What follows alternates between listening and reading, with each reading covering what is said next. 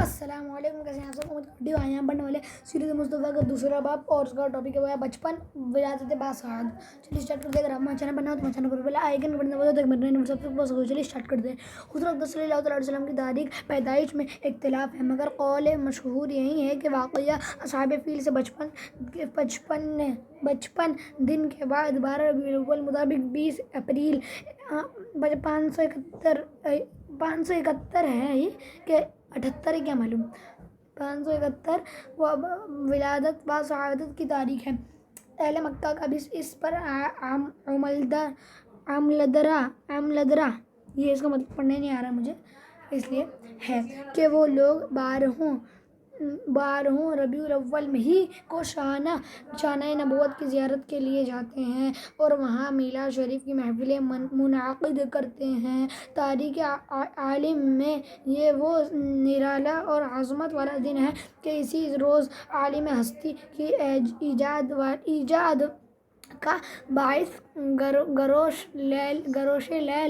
گردش لیل و نہار کا مطلوب خلق آدم کا زمر کشتی نوح کی حفاظت کا راز، بانی کعبہ کی دعا، ابن مریم کی بشارت کا ظہور ہوا، کائنات وجود کے یہ اچھے لکھا ہے کہ کچھ الگ لکھا ہے، یہ میرے کو پڑھنے نہیں آ رہا، اوکے ہوئے سنوارے، یہ پڑھنے نہیں آ رہا میرے کو، یہ کچھ لکھا ہے غزو، یہ میرے کو پڑھنے نہیں آ رہا، اوکے کو سنوارنے والا، تمام جہاں کے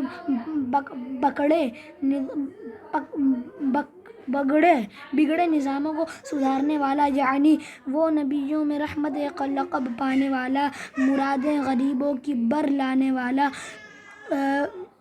مصیبت میں غیروں کے کام آنے والا، وہ اپنے پرائے کا غم کھانے والا، فقیروں کا ماوا، ضعیفوں کا ملجا، یتیموں کا والی، غلاموں کا مولا، سند الاصفیاء، اشرف الانبیاء احمد مصطفیٰ محمد صلی اللہ علیہ وسلم عالم وجود میں رونق افروز ہوئے اور پاکیزہ بدن، ناف بریدہ ختنہ کی ہوئی خوشبو میں بسے ہوئے، بحالت سجدہ مکہ مکرمہ کے مقدس سرزمین میں اپنے والدہ ماجدہ کے مکان کے اندر پیدا ہوئے، باپ کہاں تھے جو بلائے جاتے اور اپنے نونہال کو دیکھ کر نہال ہوتے، وہ تو پہلے ہی وفات پا چکے تھے، دادا بلائے گئے جو اس وقت طواف کعبہ میں مشغول تھے۔ یہ خوشخبری سن کر دادا عبدالمطلب خوش حرم کعبہ سے اپنے گھر آئے اور والہانہ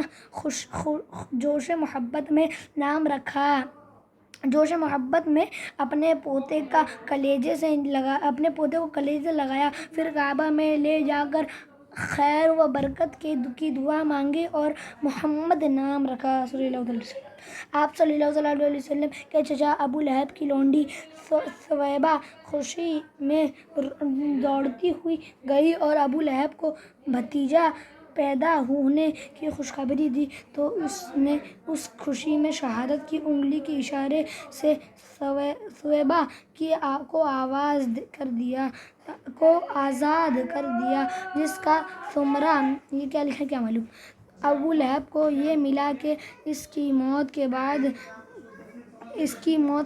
اس کے گھر والوں نے اس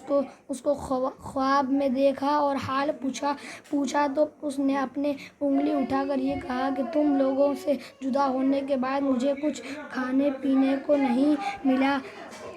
اس کے کہ ثویبہ کو آزاد کرنے کے سبب سے اس انگلی کے ذریعے یہ کچھ پانی پلا دیا جاتا ہوں۔ اس موقع پر حضرت شیخ عبدالحق محدث دہلوی رحمۃ اللہ علیہ نے ایک بہت ہی فکر انگیز اور بصیرت افروز بات تحریر فرمائی۔ جو اہل محبت کے لیے نہایت ہی لذت بخش ہے۔ وہ لکھتے ہیں کہ اس جگہ میلاد کرنے والوں کے لیے ایک سند ہے کہ یہ آخری حضرت صلی اللہ علیہ وسلم کے شب ولادت میں خوشی مناتے ہیں اور اپنا مال خرچ کرتے ہیں۔ مطلب یہ ہے کہ جب ابو لہب کو جوفہ فرتھا اور اس کو مذمت میں قرآن نازل ہوا، آخر حضرت صلی اللہ علیہ وسلم کے ولادت پر خوشی منانے اور باندی کا دودھ خرچ کرنے پر جزا دی گئی، تو اس مسلمان کا کیا حال ہوگا جو حضرت صلی اللہ علیہ وسلم کی محبت میں سرشاد ہو